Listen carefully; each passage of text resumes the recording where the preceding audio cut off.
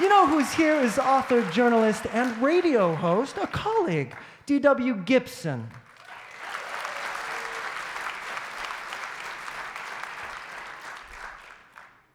When I was 7, I was put into a class at church called Young Men's Leadership. While my sister was rehearsing Grease at the middle school, I was spending every Wednesday night with half a dozen other guys, all of them older than me, some by 4 or 5 years. It was all about training the church leaders of tomorrow, future ministers and deacons and elders, or in my case, a humanist who can't quit with the follow-up questions. Our minister, Paul Thomas, taught the class. He was our Mr. Rogers, thoughtful, inventive, so soft-spoken, and so good at meeting us where we were. We gathered in the empty sanctuary and had the place all to ourselves. We huddled together in the first few pews, and Paul taught us to read music. He sent us up to the pulpit to lead songs from the hymnals, tracing an invisible backwards J for 6/8 time signature. We learned to read scriptures, announce the verse and corresponding page number in the brown Bibles in the pews, then mentally count to 10 to give everyone time to find the page. In your head, count in your head. I can see you moving your lips, Paul would say. We learned to say prayers and benedictions, and on some Wednesdays, Paul surprised us with mint brownies. The whole experience definitely made me excited about this God thing, but more to the point, it felt safe and fun, and I was figuring out how to get comfortable in my own skin. I had a few hurdles. For starters, I was in weekly speech therapy because the letter R turned my tongue into a 50-pound dumbbell. I couldn't make that sound, R. And there was another problem. I had a half-baked accent living in a house of Texans who had recently relocated to Southern California. Let's face it, I was the only kid in Young Men's Leadership who couldn't surf, who couldn't say his R's, and who couldn't hear the difference between 10 and 10. But Paul Thomas convinced me that none of that mattered. He made that big, empty sanctuary so intimate and easy, and there were mint brownies. Besides, it was always the same guys in the class, so we grew used to each other, and their faces stopped reacting to my voice after a while, and they probably just stopped hearing me altogether. And just as soon as my third grade life felt like it was settling into place, Paul Thomas blew it all up, lovingly and gently, but he blew it up. He said the time had come for each of us to write and deliver a 5-minute sermon to the congregation. He gave us all the same prompt. What does God look like? The announcement felt like some kind of betrayal. We had an agreement, Paul.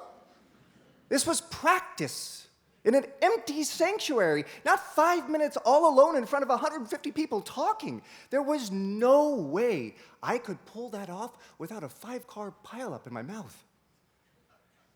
As Paul explained, we would have 6 weeks to prepare. I sat dazed, contemplating every possible escape. Sickness, sticking a nail in the tire of the family car, a sudden turn to atheism. It might land me in hell, but at least it would get me out of this mess. But none of those were real possibilities. I knew that. I surrendered to 6 weeks of nightmares. No, not nightmares. Nightmares require sleeping. Those were 6 weeks of lying awake, imagining 150 faces, one at a time, turning on me. I knew that the warmth and grace of that sanctuary was going to collapse the moment my mouth opened in front of everyone. Still, I did everything Paul asked of me.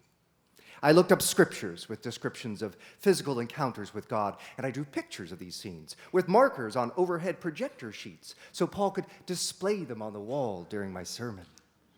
For 2 weeks, every guy in class sat on his own pew, separated by a minimum of 5 pews so we wouldn't distract each other, and we wrote down our ideas about what God might look like. I started with a rhetorical question, no R's, of course. Does anybody know what God looks like? My brain, it wasn't working. It was the sleeplessness and the sweat and the R's. So I just started stealing ideas I'd heard before. I wrote down things I could remember adults saying. I stole lyrics from songs. My God is so big. I spent a week in my room with the door closed, reading that text aloud over and over. Every minute that I was not eating or at school, I was drilling dark and fire into my head. November 2nd, 1986, Paul introduced me to the congregation. He smiled, which made me turn on him. How could he not see the disaster that was about to happen? Why had he convinced me that I could do this? And my mom, too. I wanted to blame her as she sat there beaming at me in the front pew. She had confused me with my sister in her callback for Rizzo. She was the one who got up in front of crowds. But here I was, stepping up to the pulpit because I found it impossible to tell anyone that I could not do this. So I delivered the sermon, wearing my avocado green three-piece suit, standing on the wooden box that lent the half-foot I needed to see over the top of the pulpit.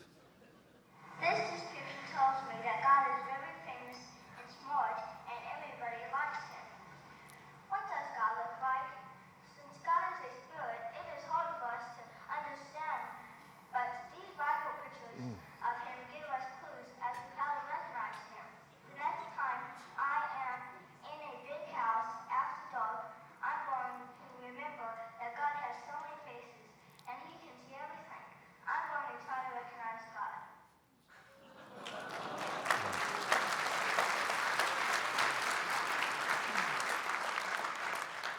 My efforts to recognize God remain ongoing. If I learned nothing else while delivering that sermon, I learned that God can take many forms, including glowing metal, four-faced creatures, a burning bush, and 150 people embracing every last part of you, willing you to embrace yourself. D.W. Gibson. That was an actual recording of him delivering that sermon, by the way.